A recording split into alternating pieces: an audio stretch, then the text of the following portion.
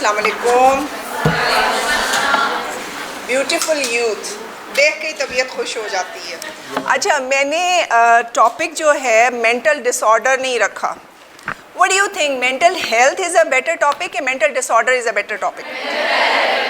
Good. किस लिहाज से?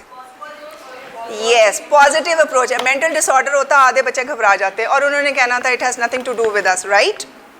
Right, so this is for you people and not for the patients out. अच्छा, एक ब्रीफ सा दूंगी, just go through it. Basically this is the world health organization की definition है। इसमें इंपॉर्टेंट चीज़ें क्या हैं? State of well being every individual. किस लिए state of well being? so that yes, you can cope with your stresses, you can maximally utilize your own potentials.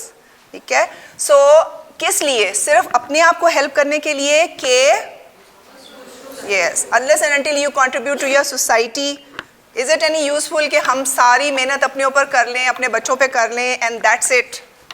Is that so? Good, हो गया।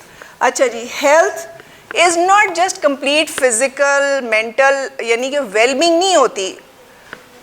It is naturally contribution to your society है, और it is not a mere absence of disease. Just because आपके पास बीमारी नहीं है, it means you are mentally healthy? Yes, good. Class बड़ी intelligent है। Good, I am happy to see के बेशुमार प्रोडक्टिव किस्म के और हेल्पफुल किस्म के साइकोलॉजिस्ट बनेंगे हमारे यहाँ से। गुड। अच्छा, mental health naturally like physical health is very very important, everyone agrees, क्योंकि माइंड एंड बॉडी ये रिलेशनशिप है। अगर जहन डिप्रेस्ड होगा, अनहैप्पी होगे, फ़िक्रें होंगी, जिस्म ख़राब हो जाएगा, राइट? वो एनर्जीज़ नहीं रहेंगी। और अगर आपके जिस्म में बुखार है, बीमारी है, तो जहन कैसा होगा? Depressed, irritable. यस, एक्सीलेंट है। डिप्रेशन में क्या होता है?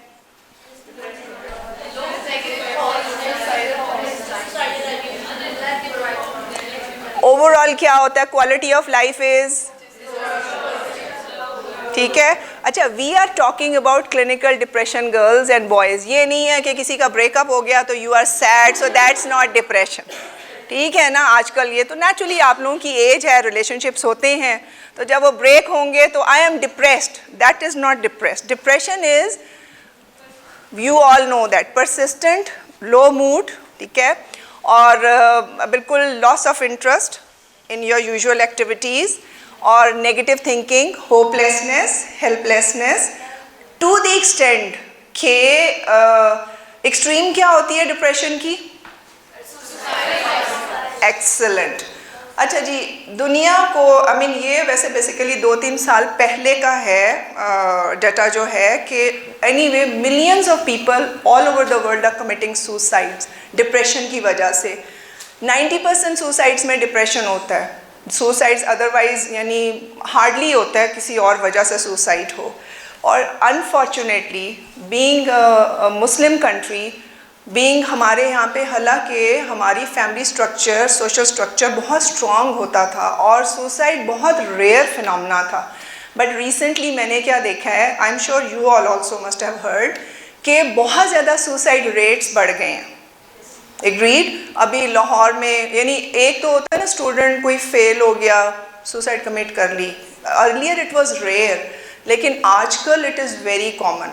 ज़रा फ्रस्ट्रेशन हुई, सुसाइड कर ली, और मेरे पास इतने पेशेंट्स आते हैं स्पेशली यंग एज के, गुस्सा है, बर्दाश्त नहीं है, माँ बाप से लड़ाई हो गई, अगर आपने उनकी मर्ज़ी के मुताबिक नहीं किया, they will just slit their wrists, for them it is so easy, और they will pop the pills सारी की सारी डाल के ना, कि they think this is the easiest way out. Is it the easiest way out? Suicide basically हमारे religion में क्या है? ब्रिटेन की सबसे लंबी स्टडीज़ थी 25 ईयर्स के ऊपर, और उस स्टडी का रिजल्ट क्या निकला है कि मेंटल हेल्थ ऑफ यूथ, आप सारे के सारे क्या हो? यूथ की एज कहाँ से शुरू होती?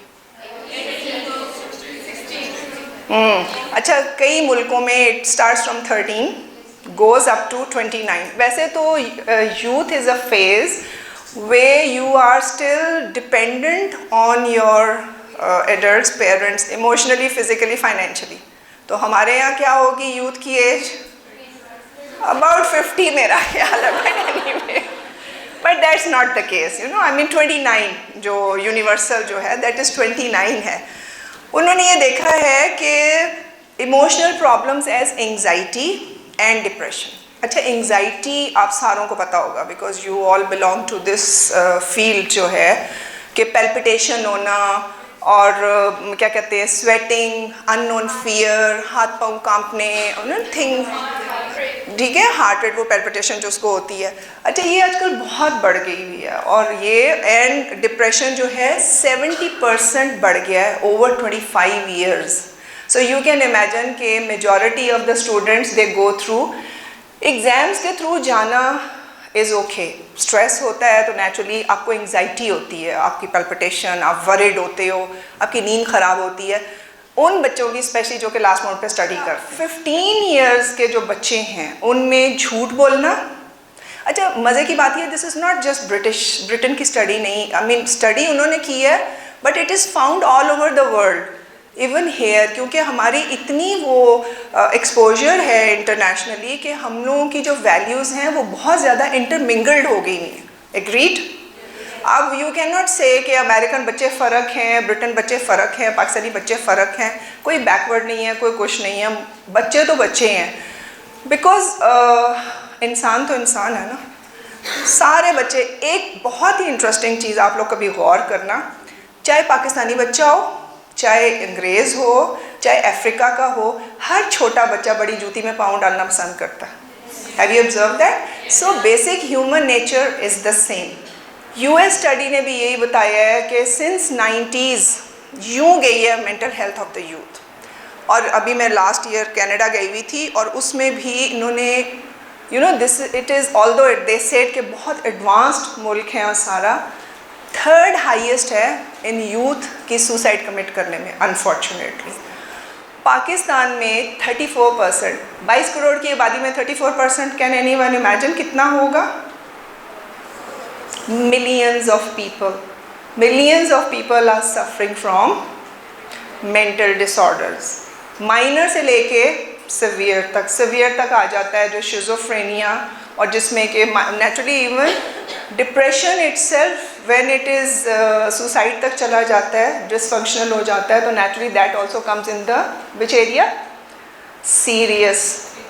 ठीक हो गया?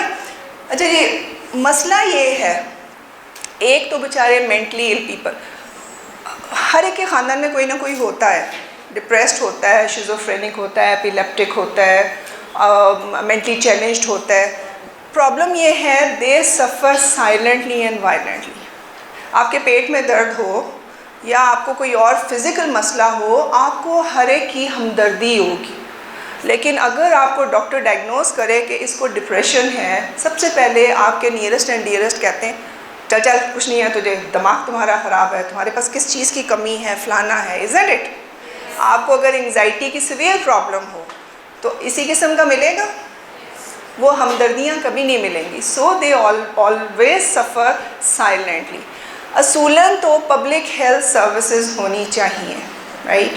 लेकिन हमारे मुल्क में क्या, हमारा मुल्क तो बेचारा पहले ही बड़ी मुश्किल से कोलैप्स के धाने से उठ के आगे को चलना शुरू हुआ है।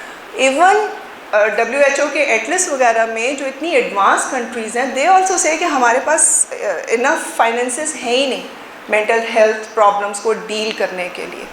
तो फिर क्या किया जाएगा? Can we let those people suffer इतनी बुरी तरह से? नहीं ना, इंसानियत तो फिर सिसक के मर जाएगी।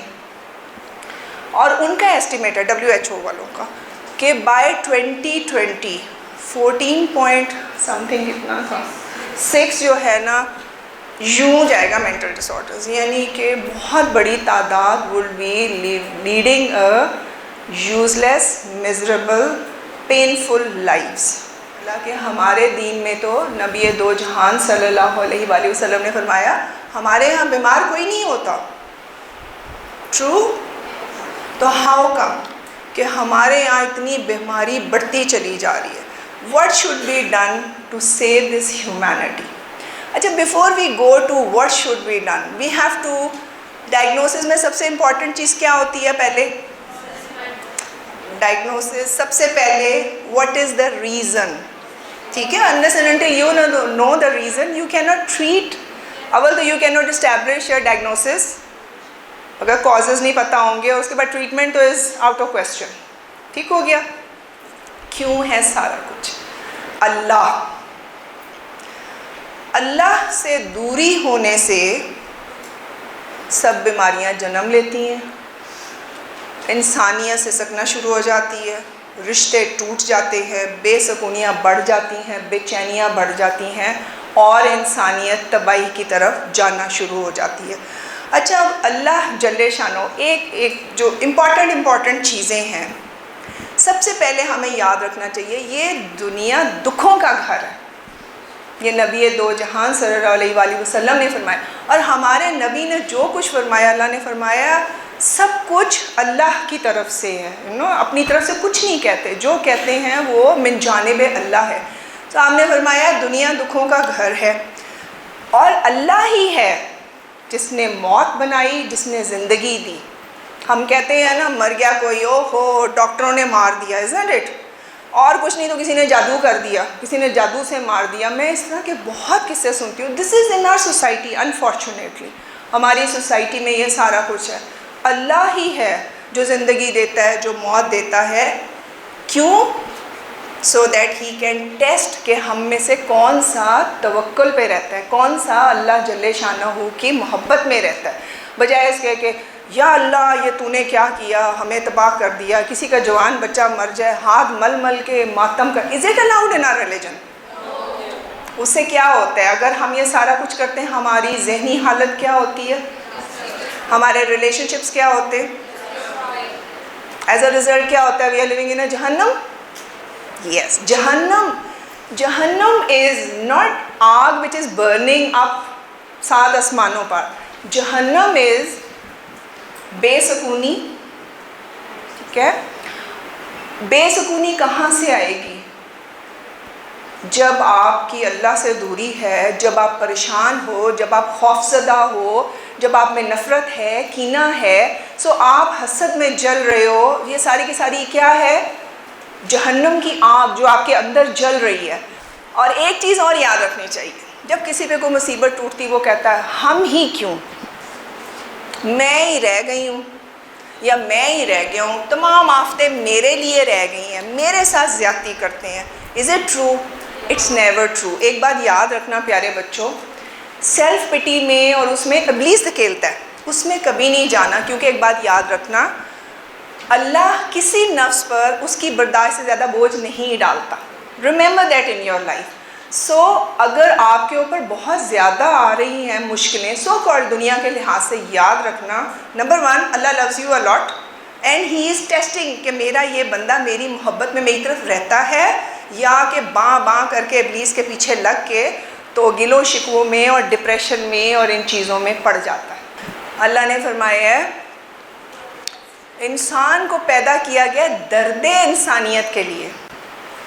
देखो, हकूकुल्लाह ज़्यादा सुपीरियर है कि हकूकुल इबाद ज़्यादा सुपीरियर है? गुड। अच्छा जी, और अल्लाह ने फरमाया है कि तुम बेहतरीन उम्मत हो जो लोगों के फ़ायदे के लिए बनाई गई। नबी दो जहां सल्लल्लाहु अलैहि वसल्लम मोहसिन इंसानियत हैं, राइट? तो हम उनकी उम्मत होने की हैसियत से हमें क्या होना चाहिए? मोहसिन इंसानियत के होने के डर से दर्द इंसानियत होना चाहिए ना हम में। That is the purpose of a creation. Allah ने फरमाया हमने जिन्नो इंस को पैदा किया अपनी पहचान के लिए। अच्छा जी, पॉजिटिव थिंकिंग में सबसे पहले आता है सबमिशन बिफोर विल ऑफ अल्लाह।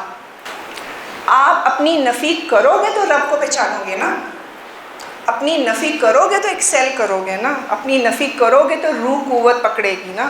रूह कुव्वत जब पकड़ेगी तो ये मेंटल, फिज़िकल, सोशल, स्पिरिचुअल कोई इलनेस नहीं रहती। सो सबमिशन बिफोर विल ऑफ अल्लाह। बच्चे नहीं होते, बहुत तलाक़ें होती हैं। भांज है, is it fair?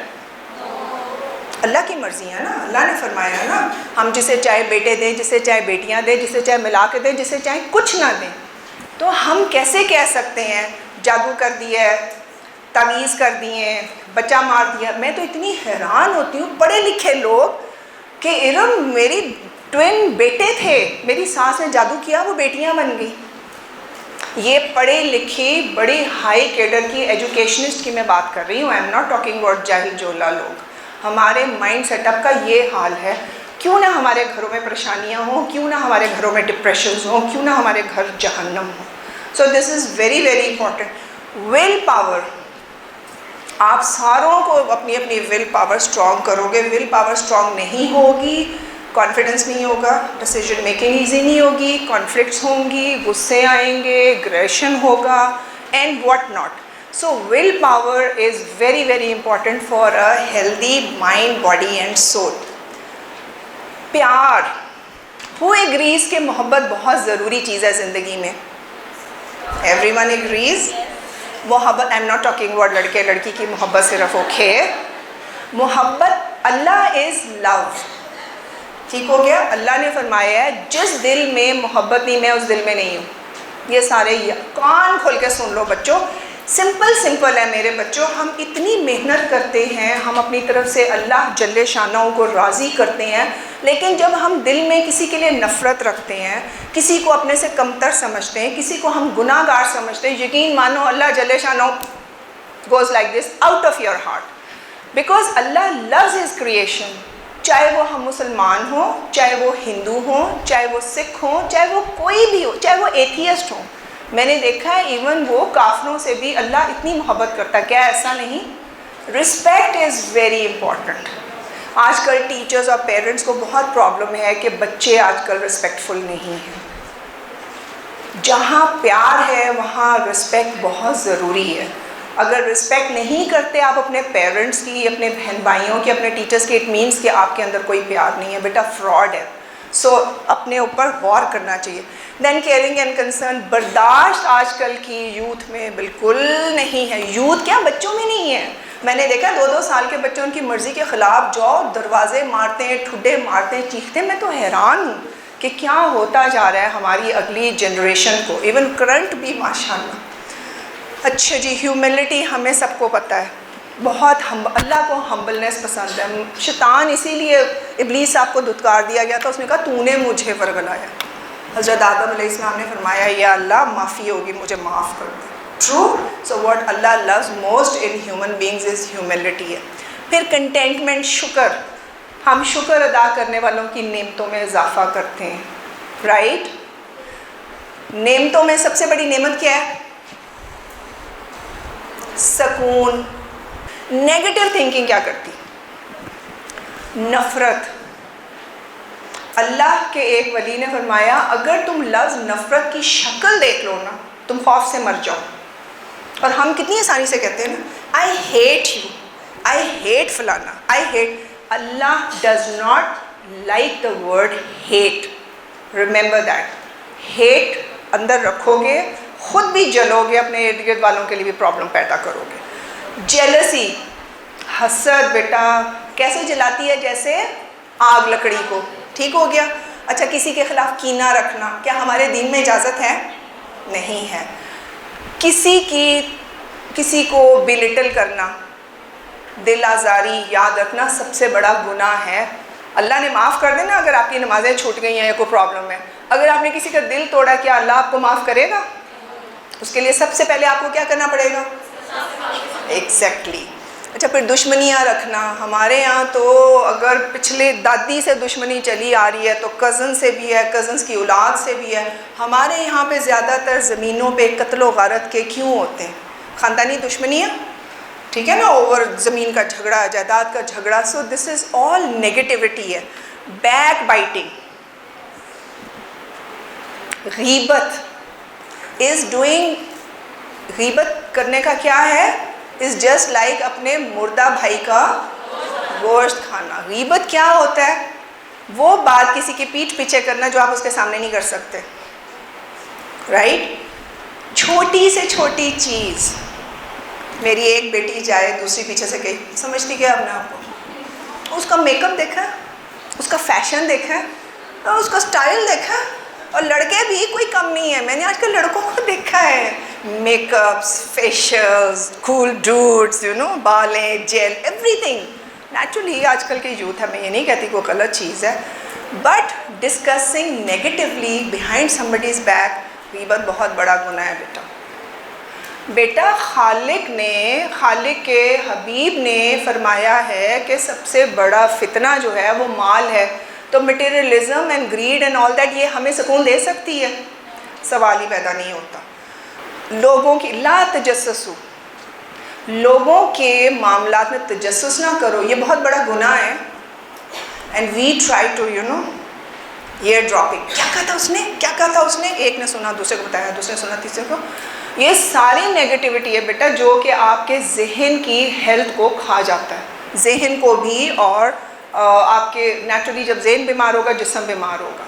So negative thinking क्या करती है? फॉलोइंग डिसऑर्डर आएंगे उसकी वजह से, सोशल लेवल पे, फिज़िकल लेवल पे, मेंटल लेवल पे, स्पिरिचुअल लेवल पे।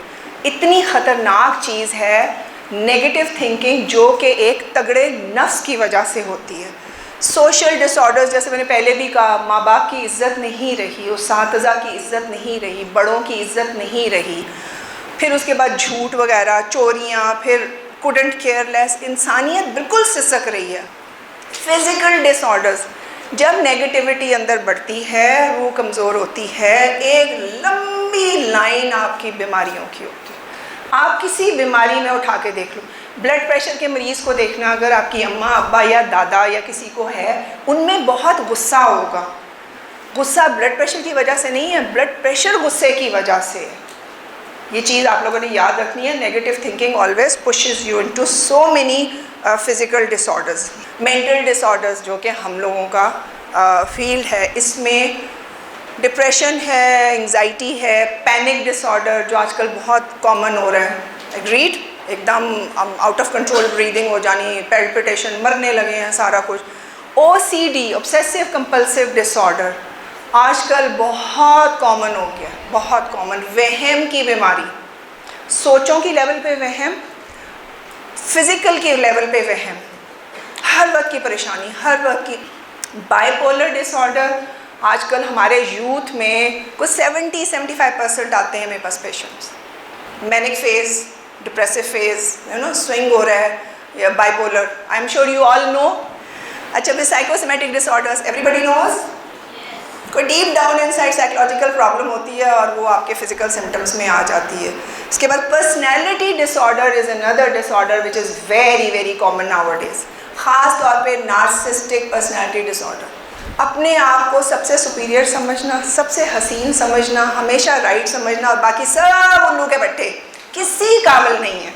That is, and it is a personality disorder when, ऐसे बच्चों में मैंने हमेशा देखा है, ना उनकी एजुकेशन पूरी होती है, ना वो जॉब कर सकते हैं, ना उनके रिलेशनशिप्स होते हैं, ना उनके घर वालों से बनती है, ना उनके कोई दोस्त होते हैं। बस वो अपनी एक शो शाह में गर्दन अकड़ाई, महंगी घड़ी पहनी, दुनिया जान के बस आई एम ऑल राइट, बाकी everybody is wrong. Drug addiction, psychotic disorder and schizophrenia, चूँकि I seldom deal with these cases but they are also there.